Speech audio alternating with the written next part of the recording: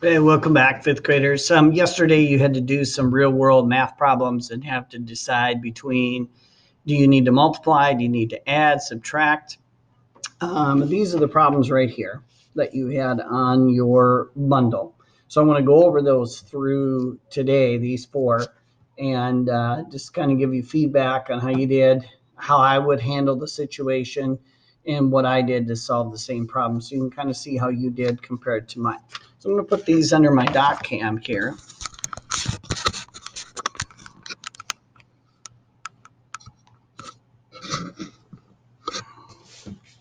And we'll go through them. So if we look at the first one, it says we got a 1 month supply or subscription, 1 month subscription to Xfinity Internet. And it's going to cost us $85 in 1 month. How much is it going to cost for the entire year or 12 full months? So I'm looking at, so if it's 85 in 1 month, I've got 12 groups of 85. So I'm going to look at underlining how much is it going to cost for a full year. And the important information I'm looking for is the cost per month and how many total months that I'm going to be paying that. So I'm going to multiply those two.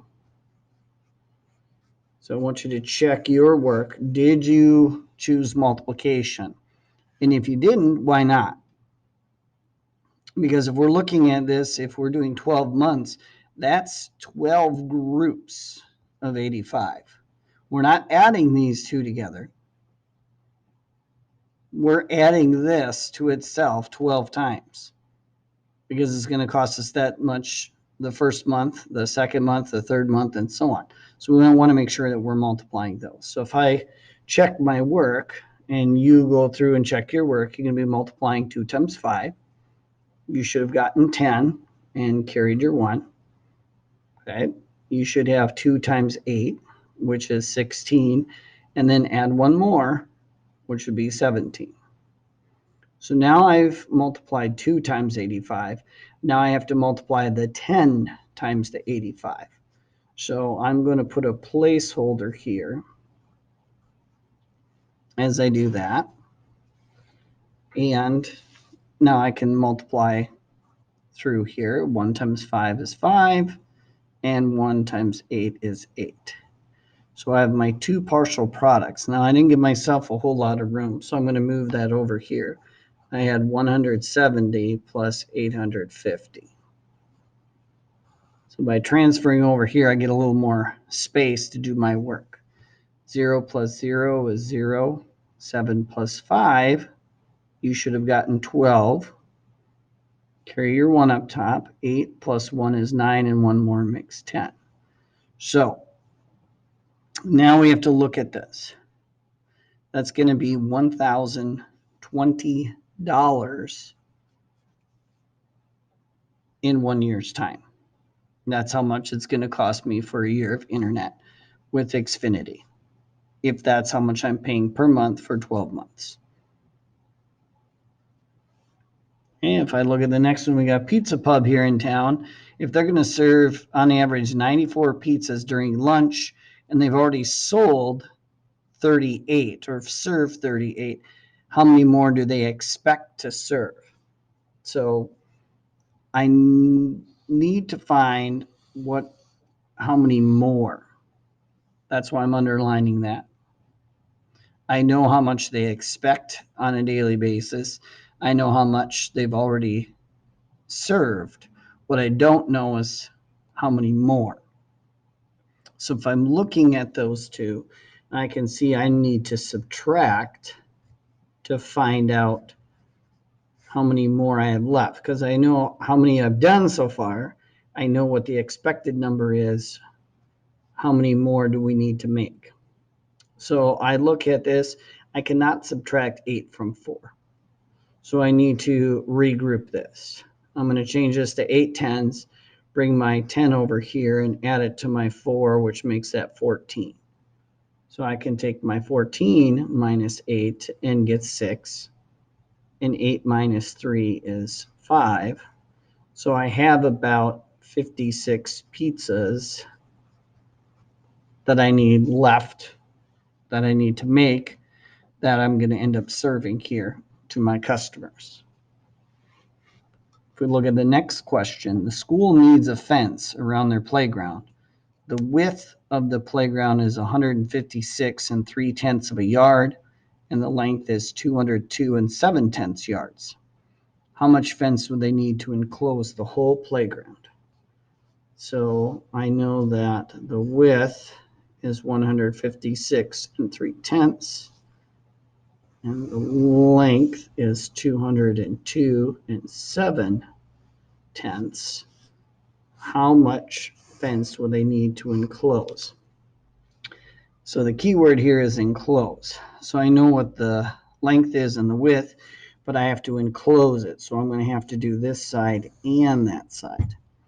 So it's going to form a rectangular shape. So I know if this side is 156 and 3/10, I know that this side is also going to be 156 and 3/10. And if this side's 202 and 7/10, I know that the bottom is also going to be 202 and 7/10.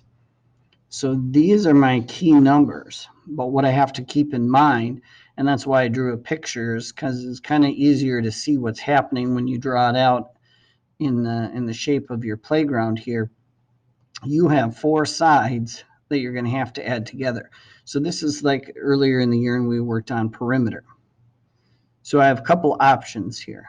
I can add all four of these up, or I can find out what these two are first and find out what those two are second, and then add those two totals.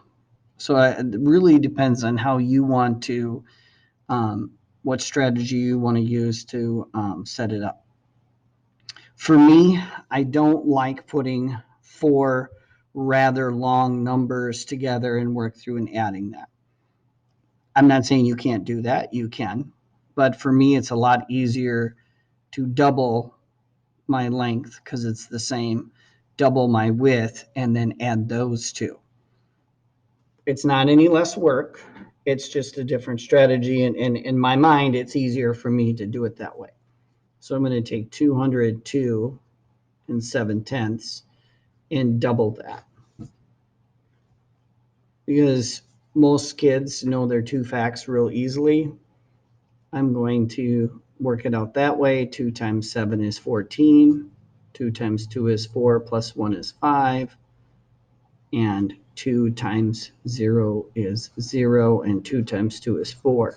Now, one thing you got to watch out for, though, when you're doing this strategy that I did, is it's not going to be 4,054. Because common sense is if this is close to 200, if I double that, my answer is going to be close to 400. So that's telling me I forgot to put my decimal point here.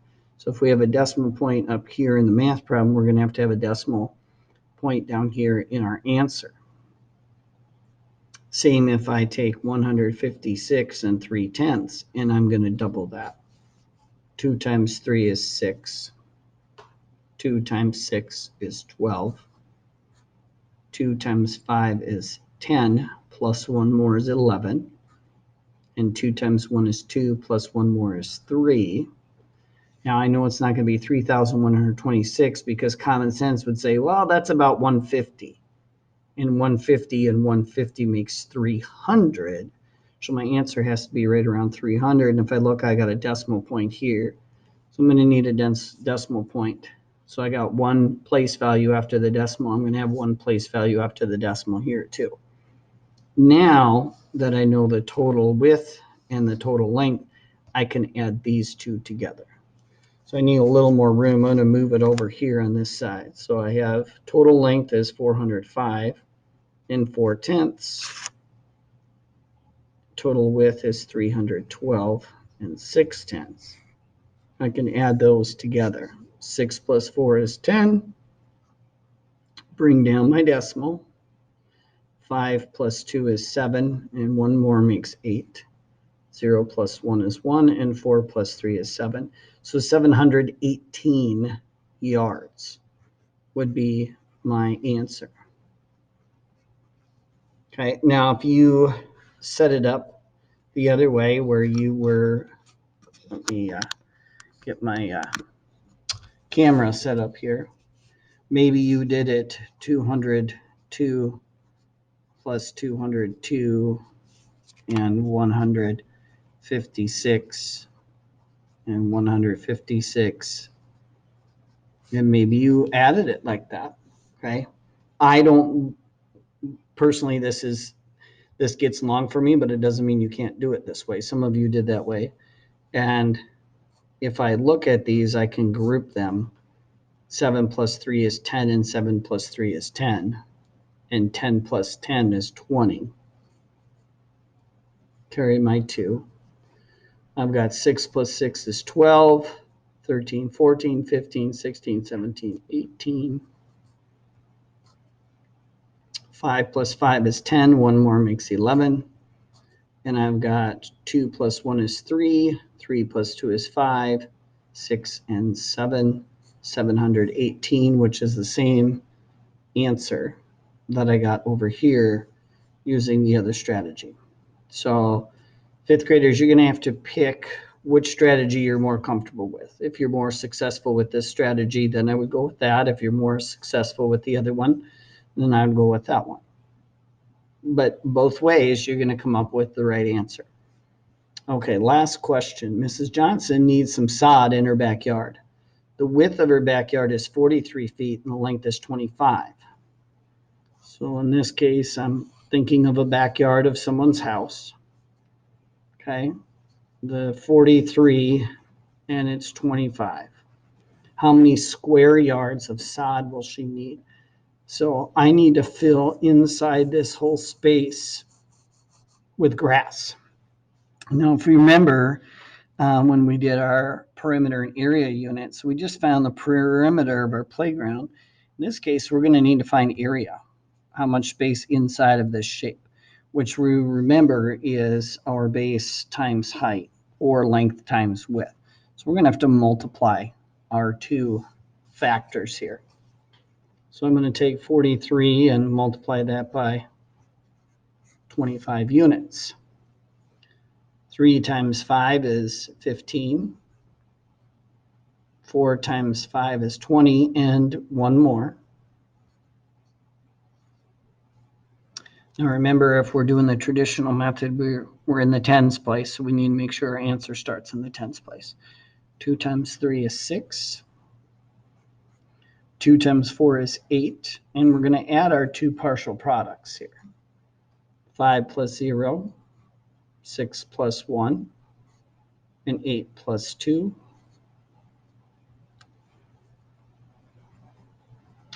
And then remember, if we're working with area, our answer is always going to be in square units. In this case, they want to know how many square yards. That's what they were asking us. So we're going to answer in square yards. So these are the 4 problems that you had yesterday as you work through it. Now, if we look at our learning bundle for today, it says Wednesday, we're going to do the feedback video. You're going to complete, can you solve these real world problems? You're going to do those on there and then start spiral number 8 today. Okay. Once again, if you have any questions, feel free to contact me and I'll be happy to help.